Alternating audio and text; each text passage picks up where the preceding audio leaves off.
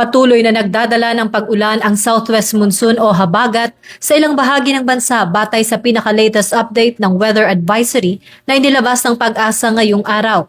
Inaasahan ng mahina hanggang sa katamtaman at kung minsan ay malakas na pag-ulan na may tansyang 50 hanggang 10 mm sa mga lalawigan ng Zambales, Bataan at Occidental Mindoro simula ngayong araw hanggang sa tanghali ng Huwebes, 13 ng Agosto. Nagbabala ang pambansang ahensya ng panahon na maaaring mas mataas pa ang dami ng ulan sa mga kabundukan at matataas na lugar, habang ang panganib ng pagbaha at pagguho ng lupa ay mas mataas dahil sa mga nagdaang tuloy-tuloy na pag-ulan.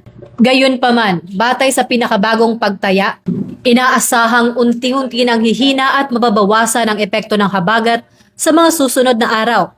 At sa kasalukuyan ay walang binabantayang bagyo o tropical cyclone sa loob at labas ng Philippine Area of Responsibility. Samantala, ipinaalala ng Pag-asa sa publiko at ang Local Disaster Risk Reduction Management Office ang mahalagang pagkakaiba ng mga babala upang makatulong sa tamang pagpapasya, tulad ng pagpapatupad ng class suspensions. Pinapayuhan ang lahat na patuloy na mag-ingat at mag-abang sa mga susunod na localized heavy rainfall warnings at thunderstorm advisories mula sa kani-kanilang Pag-asa Regional Services Division. Gayon din, pinapayuhan ng Pambansang Pulisya ng Pilipinas ang publiko na manatiling alerto at mag-ingat sa banta ng pagbaha at pagguho ng lupa dulot ng patuloy na pag-ulan ng habagat.